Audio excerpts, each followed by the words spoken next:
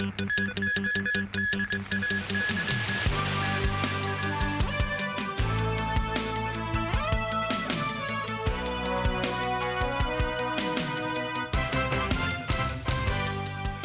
and welcome to TVB News. The mainland's trade figures last month came in lower than expected, with a double-digit drop in export-import figures. Exports also recorded the biggest decline in 3 years. An academic said mainland trade has likely been constrained by weakening exchange rates of the Chinese yuan and the uncertain geopolitical situation. Jackie Lin reports. Hamstrung by a lackluster global economy, mainland trade has fared worse than expected. Measured in U.S. dollars, China saw a 14.5% year-on-year drop in exports in July, the steepest decline since February 2020. Imports plunged 12%, also the worst in 6 months. In yuan terms, last month's exports dipped 9% year-on-year and imports 7%. Both recorded steeper declines than the month before. Mainland scholar in international commerce and finance Chen Jidong from the University of International Business and Economics in Beijing said, when the Chinese yuan has become weaker and Chinese goods are cheaper, this is supposed to help buoy exports. However, Chen said the current geopolitical situation has prompted people to refrain from spending much, but to save more money instead. Daniel Tai here is among the businessmen affected. His watch and clock factory in Guangzhou exports timepieces to Europe. He said the number of orders received has declined from 100 to around 50 to 70 per month, and he's not optimistic about his future trade prospects. And for Hong Kong, the Hong Kong Chinese Importers and Exporters Association Vice President Hui Kwan Kei said the SAR has been the entrepot for mainland goods to be exported overseas. So, sluggish international demand is poised to slow down exports from Hong Kong too in the second half of the year. Jackie Lin, TVB News. Concrete chunks fell down from a Mongkok building this morning, penetrating the roof of a KMB double-decker on the street below. No one was injured. It's the second incident of its kind in just over a week involving the same building on Nathan Road. The police arrested a 47-year-old manager of a renovation project. Timothy Lee tells us more. A glaring hole on the roof of a KMB double-decker. The vehicle, just another victim of the city's problem with falling concrete. The debris was spread across the top floor of the bus, much of it lying on top of the seats. The largest piece measured 10 by 10 inches. The number 30X bus was traveling from Whampoa to Tsuen Wan this morning. At around 9 a.m., it was hit by concrete chunks when it arrived at the Shantung Street bus stop on Nathan Road, outside Sun Hing Building. Around 20 passengers had to be evacuated. Just more than a week ago, on July 29th, debris also fell dangerously close to a bus stop from the same building.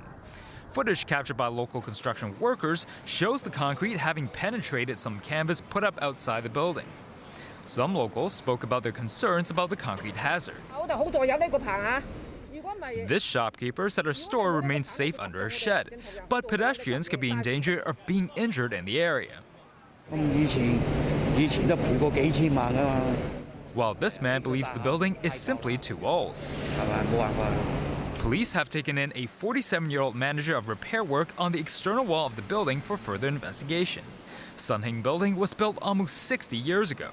The Urban Renewal Authority earlier pointed out the structure had applied for a renewal project back in October of 2018. But because of the pandemic, work only began in March this year. Today, the buildings department said the fallen chunks are similar to the plaster that was removed earlier by contractors. Lawmaker Edward Leung noted that the government is aware of around 4,800 structures in critical condition in the city, but said authorities should focus on buildings that are in need of urgent repair. Leung suggested that residents and the government work together to proactively seek out such structural dangers to prevent potential accidents. Timothy Lee, TVB News. China's foreign ministry today repeated its call for the Philippines to tow away a grounded World War II warship used as a base on a disputed shoal. This after Manila told Beijing it would not abandon the area. China's foreign ministry said in a statement that it had repeatedly communicated its request to the Philippines on the Ren Ai-jiao issue through diplomatic channels. It added that its goodwill had been ignored. The Chinese Coast Guard released a video on Tuesday showing its ship spraying a Philippine vessel with a water cannon on August 5th in what it described as a warning, adding that it had exercised rational restraint at all times. The Philippine government summoned China's ambassador on Monday and presented a strongly worded diplomatic protest over the Chinese Coast Guard's use of water cannons. Russia twice attacked a Ukrainian city in the eastern Donetsk region on Monday night, killing at least 7 people and injuring more than 60 others. 2 Russian missiles slammed into a city center in an area partially occupied by Russia, local authorities said. Meanwhile, Ukraine says it has arrested a woman on possible espionage charges. As Nazvi Karim reports, the woman was also allegedly part of a plot to assassinate President Volodymyr Zelensky. A social media post on Ukrainian President Volodymyr Zelensky's July visit to the Mykolaiv region. A handwritten note supposedly listing strategic locations in Ukraine. Both linked to this woman, arrested on Monday by Ukraine's security service known as SBU, allegedly for gathering information on Zelensky. Media reports suggest it was part of a plot to assassinate the president, as Russia launched a dual missile strike on the eastern Donetsk city of Pokrovsk. Ukraine officials say 2 apartment buildings were damaged, with at least 7 dead and more than 60 injured. 19 policemen, 5 rescuers and a child were reportedly among the injured, with the second missile arriving at the city center 40 minutes after the first. Russian President Vladimir Putin, meanwhile, said he wants more aerial weapons. He was shown on state television speaking to Sergei Chemezov, head of state-owned defense firm Rostec, telling him to increase the production of attack drones. It was a day after delegates from more than 40 countries, minus Russia, ended a meeting in Jeddah, Saudi Arabia. They discussed Zelensky's 10 principles for potential peace. The United States described the talks as productive, especially given the presence in Jeddah of China's Special Envoy for Eurasian Affairs, Li Hui. We did believe it was productive that China attended. We have long said that it would be productive for China to play a role in ending the war in Ukraine if it was willing to play a role that respected Ukraine's territorial integrity and Ukraine's sovereignty. China's Foreign Minister Wang Yi later said Beijing remains neutral, while Russia says it would never give up the 4 regions it annexed last year, nor the Crimean Peninsula taken in 2014. Nazvi Karim, TVB News. Still ahead, asylum seekers in the UK start moving onto a residential barge. And process of burying the dead whale in Sai Kung gets underway.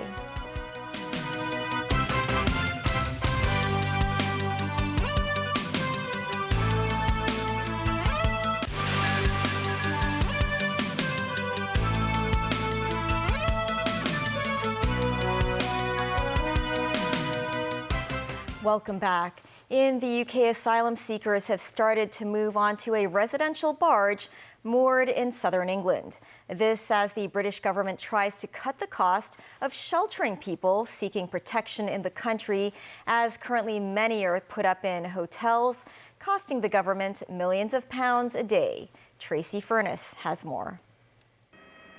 Prime Minister Rishi Sunak has made cracking down on illegal migration a major priority ahead of a general election next year, showing he is tougher on the issue than the opposition Labour Party, which is enjoying a strong lead in the opinion polls. Seeking to deter illegal migrants from arriving in Britain, the government is moving migrants from expensive hotels onto disused military sites and barges like this one, the 3-storey Bibby Stockholm in Portland, which can house around 500 people in more than 200 bedrooms. The first group of migrants arrived on the barge midday Monday, and more expected later in the day. The government is housing more than 51,000 asylum seekers in hotels across Britain, costing more than £6 million a day. What it sends is a forceful message that there will be proper accommodation, but not luxurious.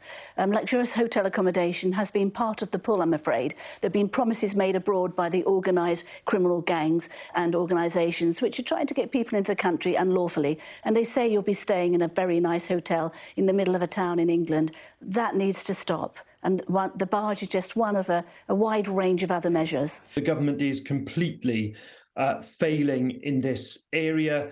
They have 173,000 people now who are in the backlog in our asylum system. That's the reason that they've ended up having to use hotels and bases and now this barge. They are there because of their chronic failure. Most of the asylum seekers crossed the Channel from France in small dinghies in their final leg of their journey to the UK. Last year, more than 45,000 migrants landed on England's southern coasts, up 500% in the last 2 years. The government said the Bibby Stockholm will only house single men and will provide basic and functional accommodation, along with healthcare, catering facilities and on-board security. Tracy Furness, TVB News. The West African Economic Bloc, ECOWAS, will hold a Thursday summit to discuss its standoff with the Niger junta, which seized power on July 26th. So far, coup leaders have resisted external pressure to reinstate the ousted president, Mohamed Bazoum. Matthew Bray reports. It has emerged that US Deputy Secretary of State Victoria Nuland was in Niger Monday talking with coup leaders. Niamey has been a counter-terrorism partner of the United States until the takeover. Now, with the junta unwilling to back down, Nuland stressed that aid, most of it military, will probably be cut off. Nuland did not meet the coup's leader and was not allowed to meet detained President Mohamed Bazoum. We are pausing assistance to the government for the time being. That assistance will affect development aid to the government, security aid to the government. It's a significant amount. The police busted a crime syndicate suspected of laundering over $100 million. 7 people have been arrested so far, including women of Philippine and Thai nationalities. Authorities began investigating the suspected crime organization in October last year. Police officers arrested 2 local men, 3 Thai women, and 2 Filipino women, aged between 33 and 45. These suspects claimed to be domestic helpers, as well as transport and sanitation workers. The group was accused of using over 40 local bank accounts to launder over $100 million. It is believed to have earned over $4 million from online and phone scams.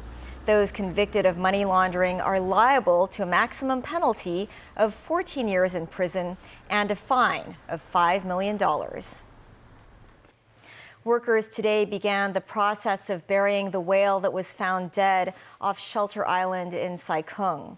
A hole was being dug near the High Island Reservoir West Dam. Staff from the Agriculture, Fisheries and Conservation Department and Ocean Park arrived at the scene this morning. The carcass of the Brutus whale could be seen clearly. A crane was deployed to carry the massive weight. The AFCD said appropriate action will be taken to ensure the burial process falls in line with hygiene and disinfection standards. After a period of natural decay, the remains of the whale will be transferred to Ocean Park for research. And the 5-day food expo organized by the Hong Kong Trade Development Council will be launched next week at the Convention and Exhibition Center in Wan Chai. Visitors will be allowed to taste food on the spot, the first time since the COVID-19 pandemic. Mimo Singai reports. Starting a week on Thursday, the annual HKTDC Food Expo returns to Wan Chai for 5 days, alongside 2 other public exhibitions, the Beauty and Wellness Expo and Home Delights Expo. Unlike the previous expo, which was affected by the pandemic, individuals can this year taste local and international delicacies from nearly 100 exhibitors at the event. The HKTDC said it expects more local and tourists to turn up at the public exhibitions. In our estimates, there will be more people from last year coming. Last year, I think we have around 430,000 audience coming in for the visitors, for public shows. And this year, with fingers crossed, I hope there will be around more than last year, hopefully 10%. John also believes the consumption voucher scheme will help boost visitors' spending power. I understand that there is some people who have not yet actualized their second phase yet. So the next date would be 16th of August. Hopefully, with this added incentives, more people will be spending more at the Food Expo. Visitors can shop for a wide range of products at the HKTDC exhibitions. To raise awareness of environmental issues, the HKTDC says some exhibitors will provide extra offerings to individuals who bring their own utensils to the Food Expo.